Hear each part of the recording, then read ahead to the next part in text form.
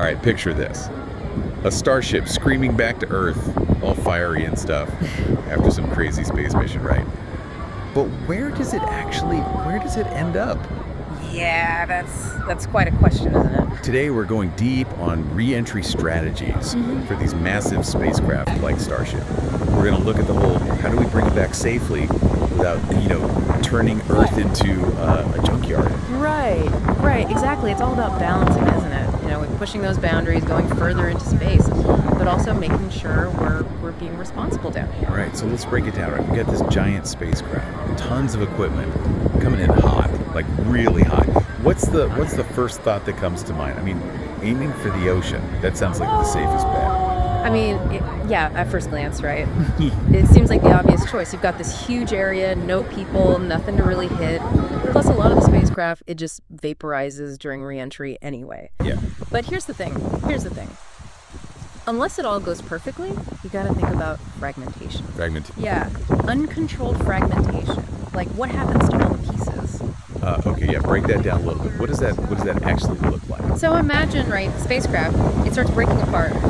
Hundreds, maybe even thousands of pieces, all different sizes. Wow. Some of them, yeah, they break up completely, sure. But others, they don't. And then they scatter over a huge area. I mean, you're talking everything from tiny metal bits to like big chunks of the hit shield, and trying to predict where each piece is going to land. Forget it, it's impossible. Right, yeah, no, that makes sense. We don't want a bunch of space junk just floating around in the ocean. But okay, let's say things go really, really wrong. Oh, okay. What if they actually need to explode Starship? Yeah. Like in midair. Yeah, that's the last resort, obviously. But it's a possibility. And actually, sometimes exploding the spacecraft in a really, really controlled way can help manage that debris field we were talking about. Okay, yeah. You get smaller pieces, more likely to burn up completely, and the bigger chunks you can kind of direct them toward that spacecraft graveyard you mentioned earlier. Right, spacecraft graveyards, there's an actual place for this. Oh yeah, it's a real place. It's this designated area in the South Pacific Ocean. It's officially called the South Pacific Ocean Uninhabited Area, which that's a mouthful. Most people just call it Point Nemo.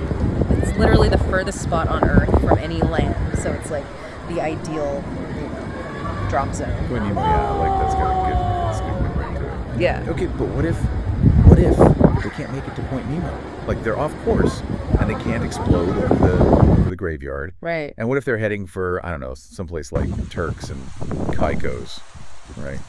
Beautiful islands. Yeah. Well, then things get they get pretty complicated. I mean, exploding over a populated area, that's off the table, right?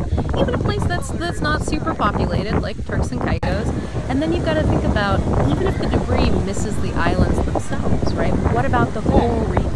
Right. All these delicate ecosystems. Yeah. This is where those international agreements come. Yeah. Things like the Outer Space Treaty. Right. There's a whole Article 7, that basically says, look, if you launch something into space, you're responsible for any damage it causes. Wow. Even if it's an accident. So it's not just about human safety. It's like the entire planet, like a global thing. Exactly. And it goes beyond just Starship, right? I mean, there's a ton of junk up there. Old satellites, parts of rockets, even little flecks of paint can cause problems. So what are people like? What are some ideas to solve this? We can't just keep using this ocean graveyard forever. Oh, definitely not. No, I mean, Point Nemo, it's a temporary thing at best. Yeah. We need to come up with better solutions, something more sustainable. And reusable spacecraft, they're a big part of that. Reusable spacecraft. What is that like? How does that even work? Well, it's pretty incredible engineering. Basically, they use their engines to slow down, and they can maneuver themselves back to Earth. They can land upright on a landing pad. Oh, wow. Okay, so it's not like a splashdown. It's like an actual landing. Right, exactly. Wow. Okay. So we've got a bunch of options here. Controlled re-entry into the ocean, Point Nemo, the spacecraft graveyard, and now reusable spacecraft. It's amazing how far we've come. It really is, yeah. But even with all these advancements, managing the space debris, making sure re-entry is safe, protecting the environment, it's not an easy problem. It's an ongoing thing. It's a global responsibility. All right, so this is where we leave you with something to think about. Imagine you're in charge of all space traffic, right? You got to balance exploring space with keeping Earth safe. What are your top priorities? something to ponder, and thanks for joining us for this deep dive. Thanks